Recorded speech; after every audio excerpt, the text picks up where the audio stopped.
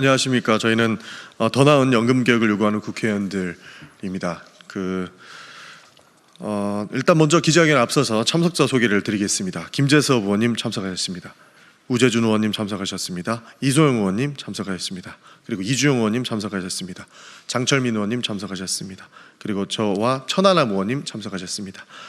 오늘 저희가 이 자리에 선 이유는 연금개혁과 관련된 말씀을 드리기 위해서입니다. 청년 세대가 느끼는 국민연금에 대한 신뢰의 문제, 그리고 지금 이 문제들로는 미래가 없다라고 하는 절박함을 느끼는 그 문제의식에 대해서 깊이 공감하기 때문이라는 점을 말씀드립니다. 그래서 오늘 발표하는 입장문은 단순히 제도를 조금 조정하자라고 하는 것이 아닙니다. 청년들이 마주한 구조적 불평등, 그리고 그 근본적인 문제를 함께 고민하고 바꾸자라는 취지입니다. 청년들의 지적은 단지 더 많이 낸다라는 불만이 아닙니다. 연금을 낼 때와 받을 때의 조건이 완전히 다르다는 현실적인 문제를 말하는 것이고, 이는 국민연금 전체에 대한 신뢰와 나아가서 지속 가능성에 대한 근본적인 질문으로 이루어집니다. 결국 이 문제는 국민연금을 넘어서 우리 사회 전체의 사회보장제도에 대한 본질적인 고민으로 확장되어야 합니다. 청년들이 지금 구조로는 미래가 없다고 말하는 그만큼 그 절박함에 우리는 이제 모두가 귀를 기울여야 할 때라는 말씀드리겠습니다. 마지막으로 한 가지만 분명히 하고 싶습니다. 청년 세대가 제기하는 문제는 당연하고도 정당한 질문들입니다. 예상 가능한 문제를 지적하는 청년들의 목소리를 세대 갈등이나 개혁에 대한 반대처럼 몰고 가려고 하는 시도에는 분명히 선을 긋고자 합니다. 그런 접근은 문제의 본질을 흐릴 뿐입니다. 오늘 이 기자회견은 그런 왜곡된 시선에 맞서서 진짜 문제를 함께 바라보자는 제안이라는 점을 말씀드리면서 기자회견을 시작하겠습니다.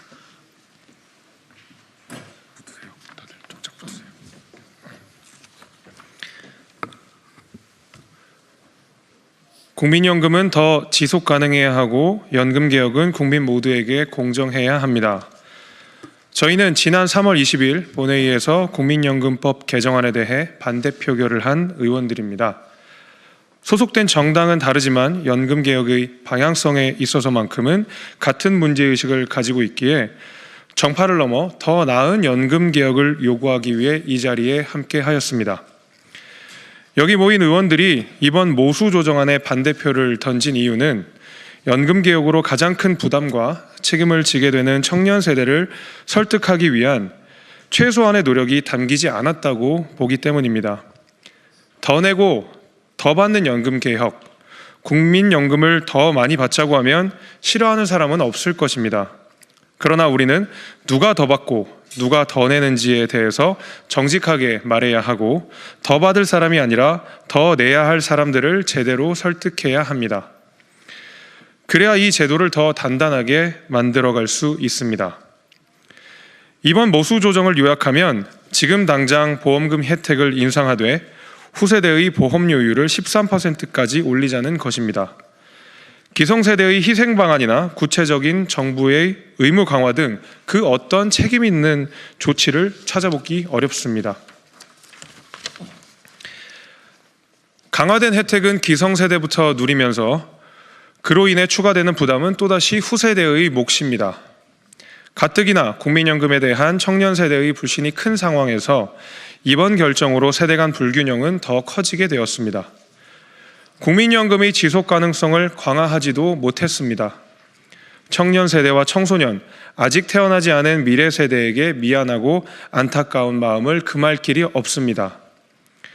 국회는 이번 모수 조정안을 처리하면서 연금특위를 구성했고 구조개혁을 포함하여 추가적인 연금개혁안을 논의하겠다고 합니다.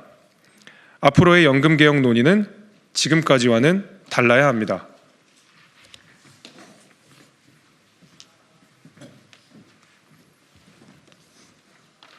첫째, 국회 연금개혁 논의 과정에 청년 세대의 참여를 확실하게 보장해야 합니다. 우리 국회의 평균 연령은 57세입니다. 세대적으로 매우 불균형한 구성을 가지고 있습니다.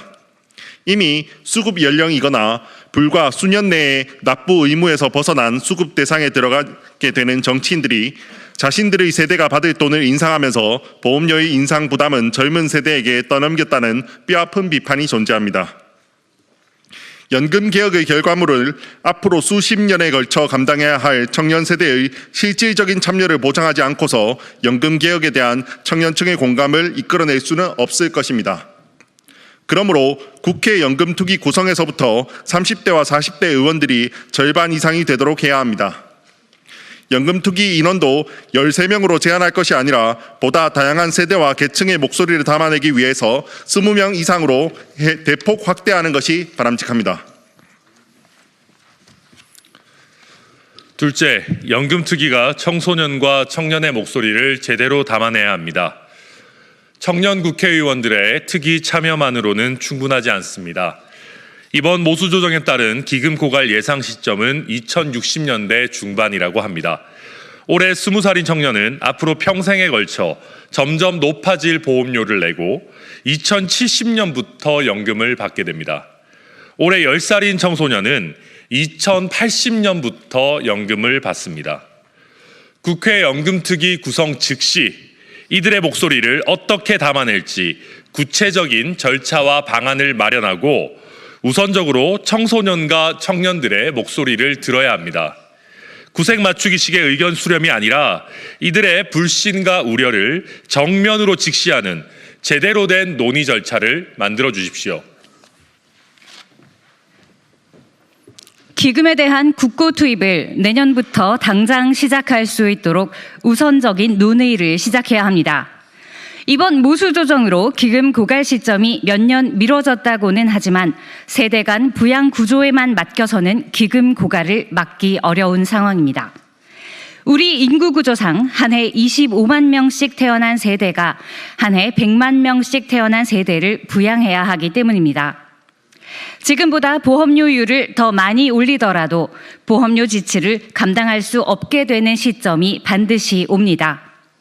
국민연금 제도가 지속 가능하려면 결국 언젠가 누군가가 그 부족분을 메워야 합니다. 이를 마냥 후세대에게 미루게 되면 결국 지금의 청년 세대에게 폭탄을 던지는 것이나 다름 아닙니다. 지금의 청년 세대는 한평생 높은 보험료를 내다가 어느 시점에는 막대한 재정 투입을 세금으로 감당하게 됩니다.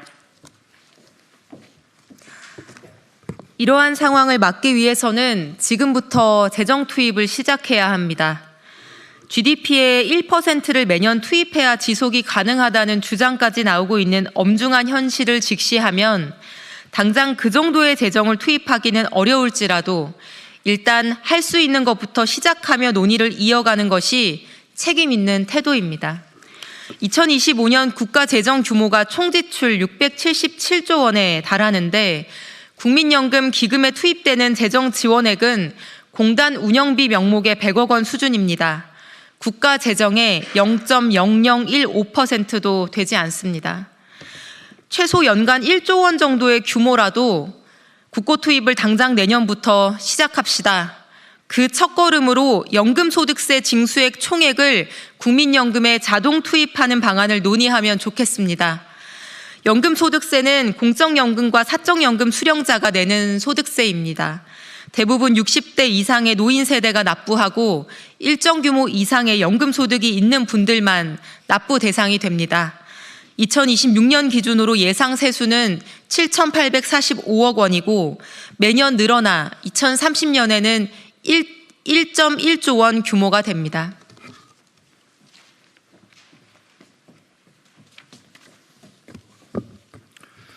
연금 수급자들이 내는 이 돈을 현재는 매년 쓰고 없애는 일반 회계 예산으로 사용하고 있지만 이를 후세대를 위해 국민연금에 적립하게 되면 세대 간 형평성을 높이는 작은 시작점이 될 것입니다. 부모가 자식을 위해 저축을 하듯 노인 세대가 내는 이 돈으로 청년 세대의 재정 부담을 조금이라도 덜어줍시다. 마지막으로 오늘 이 자리에 함께하는 의원들이 앞으로도 정파를 떠나 더 나은 연금 개혁을 위해 함께 고민하고 솔직하고 진지한 대안들을 제시해 나가겠다는 말씀을 드립니다. 연금 개혁 논의는 앞으로 책임을 짊어질 세대가 앞장서야 더 많은 국민들을 설득할 수 있다고 믿습니다. 당장 표가 적다고 정치적 목소리가 작다고 해서 청소년과 청년들의 목소리가 무시되지 않도록 저희가 그분들의 목소리를 대변하겠습니다. 2025년 3월 23일 더 나은 연금 개혁을 요구하는 국회의원 더불어민주당 이소영, 장철민, 전용기, 국민의힘 김용태, 김재섭, 우재준, 개혁신당 이주영, 천하람. 이상입니다.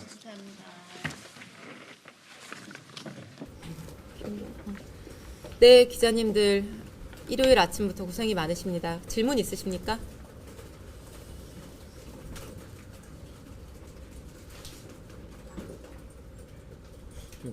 네, 국고 투입 말씀을 해주셨는데 네. 이거는 그 여야 상관없이 모든 의원님들이 다 동의를 하시는 부분인가요?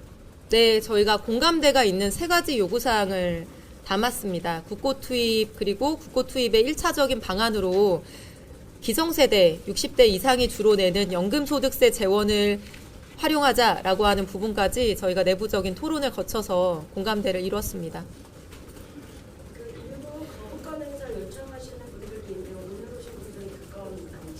오늘 뭐 그 부분에 대해서까지 얘기하는 것은 아닙니다. 네. 그 연금개혁 협상하셨던 분들은 지금 말씀하시는 주장이 여야가 협의를 못하는 사이에 하루에 800억씩 적자 쌓이고 있고 그렇기 때문에 여야가 합의를 못하는 게 더 미래세대의 부담이다 이러면서 좀 협상 주도하신 걸로 알고 있거든요. 이거에 대해서는 어떻게 보실까요? 그러니까 개혁을 주춤하자고 하는 게 아닙니다. 개혁은 추진을 해야 되는 것인데요. 지금의 구조로는 미래 세대의 부담이 클 수 있기 때문에 하루라도 빨리 지금 개혁의 끈을 놓지 말고 여야가 다시 협상을 해서 이 문제를 해결해야 된다라는 취지입니다. 그 앞으로 추가적인 구조개혁을 포함한 연금개혁 논의가 예정되어 있기 때문에 그 방향성과 중요한 쟁점에 대해서 저희 의견을 피력하는 것이다라고 이해해 주시면 되고요. 저희가 기자회견문에서도 밝혔듯이 지금 연금개혁의 방향은 연금을 받을 사람보다는 연금을 앞으로 낼 사람들에 대한 설득이 굉장히 중요한 부분입니다. 그렇기 때문에 저희가 연금특위 구성에 있어서 30대, 40대 청년 세대 의원들을 절반 이상 참여하게 해달라. 그리고 연금특위의 논의 과정에서 청소년과 청년들의 의견을 담아낼 수 있는 구체적인 방안을 마련해달라. 그리고 국고 투입을 후세대로 미루는 것이 아니라 지금부터 우리가 시작해야 된다. 이런 말씀을 드리게 되었습니다. 하루에 800억씩 목소리가 커서 아마 괜찮을 텐데 이게 하루에 800억씩 적자가 쌓이니까 빨리 해야 된다라는 얘기가 통하려면 더 내고 더 받기식의 무책임한 방식은 좀 곤란하다라는 말씀 드리고요. 그러니까 그 얘기가 의미가 있으려면 말씀드린 것처럼 구조개혁이나 자동조정장치에 대한 적극적인 협의가 되면서 미래의 적자나 이런 부분들을 부담을 줄여가는 방향이 적극적으로 논의가 돼야 된다라고 생각합니다. 그러니까 대안이 있냐, 무조건 빨리 안 하면 어떻게 할 거냐라는 논의를 하려면 저는 연금개혁 특위에서 구조개혁에 대한 논의가 더 충실히 되어야지만 이번에 합의를 하신 분들의 그런 주장도 의미를 가질 것이다. 강조해서 한번 말씀드립니다.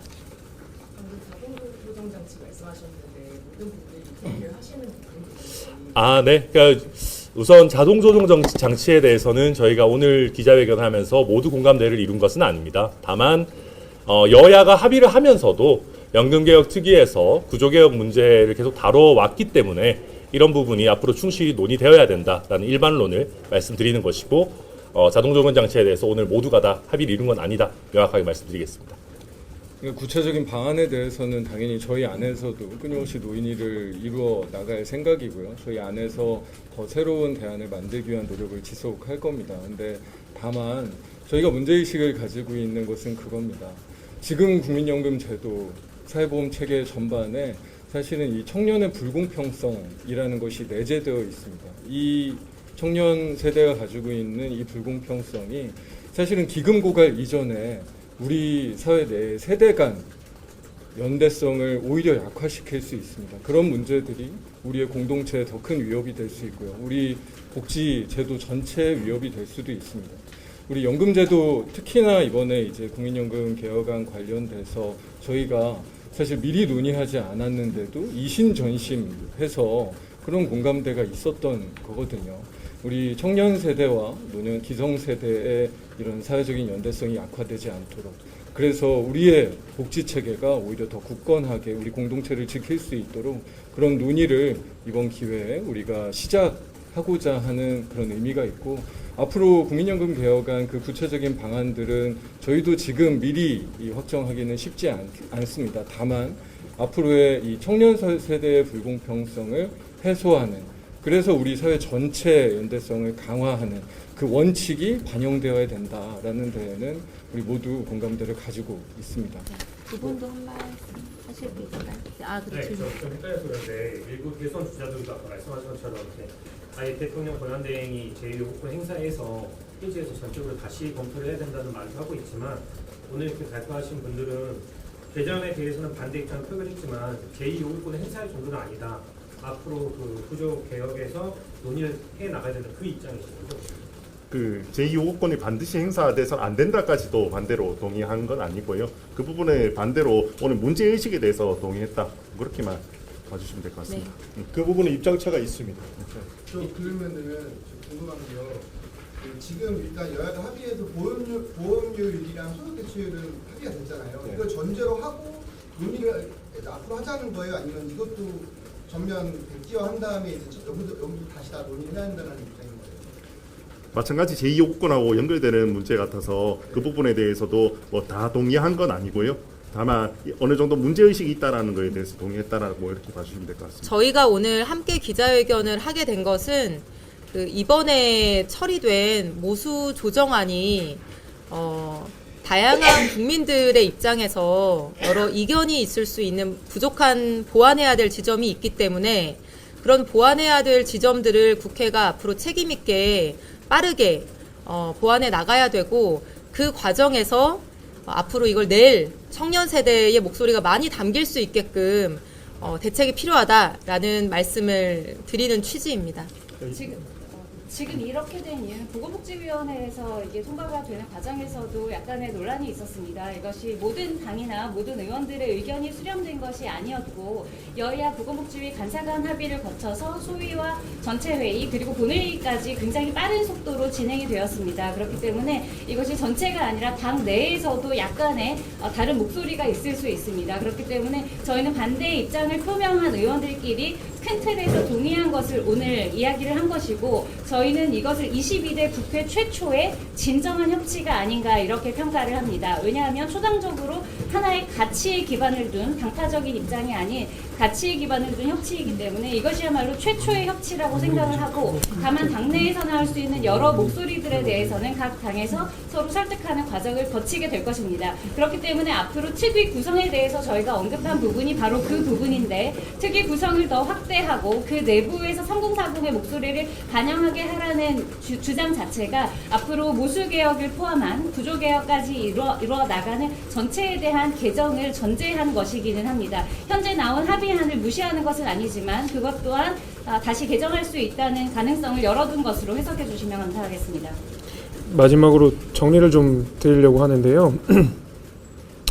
저희가 그 굉장히 스펙트럼이 다양합니다. 그러니까 보험료율을 어디까지 해야 되느냐, 아니면 우리가 소득 대체율을 어디까지 해야 되느냐, 그 기초연금과의 관계는 어떻게 해야 되느냐, 이런 이 구조개혁의 모양과 모수개혁의 모양이 조금씩 저희가 다 다른데, 적어도 이번 연금개혁 안에 젊은 세대에 그리고 또 젊은 정치인들이 나서서 목소리를 반영하고, 그리고 저희 젊은 국민들, 청년 세대의 입장을 저희가 반영하는 역할을 하는 데에 저는 이번 기자회견에 가장 큰 의미가 있다고 생각하고, 앞으로 저희가 논의해야 될 것들이 굉장히 많다고 생각합니다. 저희가 끊임없이 토론하고 논의하고 또 연금특위에서 목소리를 반영할 생각이니까 앞으로도 많은 관심 가져주시면 감사하겠습니다. 오늘 기자회견 여기까지 하겠습니다. 하나만 더 말씀드리면, 기본적인 틀은 이 국민연금에 대한 청년 세대의 신뢰성 회복입니다. 기본적으로 이 국민연금의 지속 가능성에 대해서 청년들이 지속적으로 궁금성을 던지고 있지 않습니까? 그래서 신뢰할 수 있는 그런 국민연금이 되기 위해서 여러 가지 저희가 의견을 제시하고 그것들이 관철될 수 있도록 노력하겠다는 말씀으로 마치겠습니다. 네, 오늘 여기까지 하겠습니다. 감사합니다. 감사합니다.